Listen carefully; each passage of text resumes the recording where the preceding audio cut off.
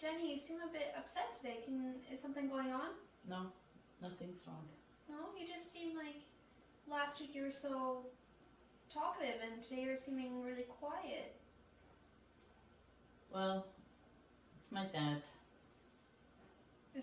What's going on with your dad? I don't like it when he touches me. Your father touches you. When you say that, could you tell me where he touches you? Well, he touches me in the private area. Oh, I'm sorry to hear that. That sounds like I can understand why you're upset today then. Has this happened more than once? Yes, a few times. A few times? Okay. In the last few weeks even? Yes. Okay. Do you remember about last week when we talked about if you told me some things that I might have to tell people if I was worried that your safety was at risk? Yes. Yeah. You're not gonna call my dad? No, I'm not going to call your dad. I will have to contact a police officer though, just to let them know what's going on, and they're going to handle it to make sure that you'll be safe at home, because I don't want you being at home and being hurt by what's going on.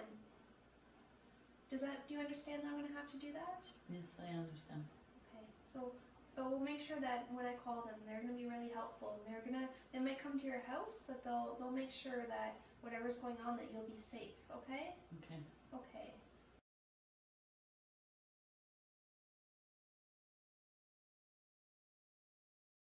Constable Smith speaking. Hi, I'm a social worker and I would like to report a sexual abuse. Okay, yeah, that's very serious. Go ahead. Okay, my client's name is Jenny Abraham, and she reports that her father has been sexually touching her over the last few weeks on repeated occasions. Jenny Abraham. Hold on, let me just pull up that name. Does she have mental disabilities? Yeah, she's got a developmental delay along with a... You know what? I'm not even gonna bother with that. We get a report from her at least 3 times, like once every 3 months, and anytime we show up to the house, she changes her story and says that she never said it, and it just ends up being a complete waste of my time. Well, it could be that she's scared to explain it to you guys what's happening. It couldn't be that the actual abuse is still occurring. Yeah, no, I'm not gonna bother. It's a waste. We've done it like 3 or 4 times. So you don't feel like there is any sexual abuse? Probably not.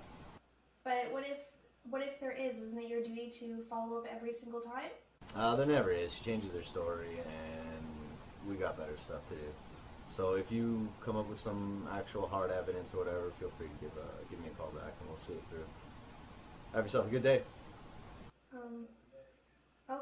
Okay, bye.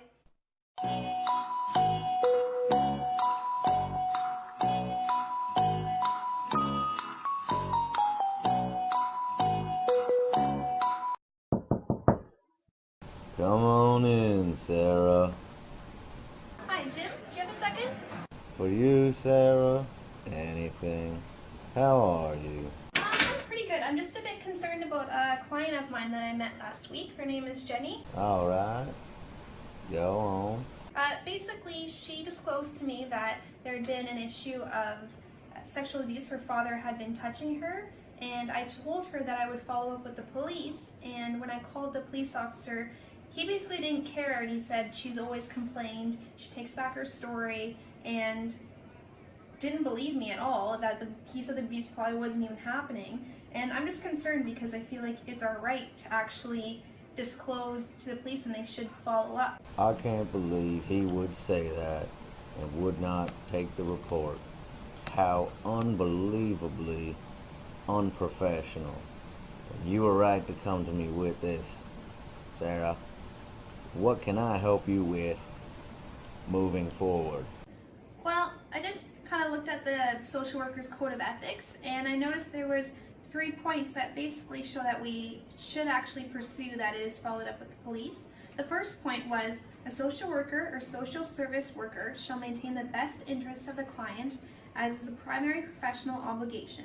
Also, the second point said a social worker or social service worker shall respect the intrinsic worth of the person he or she serves in his professional relationships with them.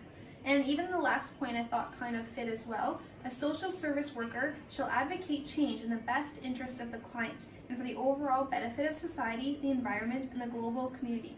So I just feel that I know you have some contacts with the police, and maybe if you followed up yourself versus just me calling, they might actually investigate the situation, as I feel is in the client's best interest and is in basically her rights that any claim she makes is followed up on.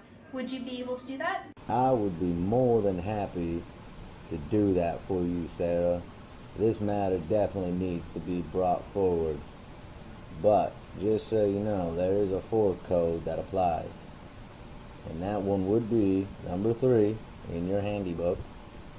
A social worker or social service worker shall carry out his or her professional duties and obligations with integrity and objectivity.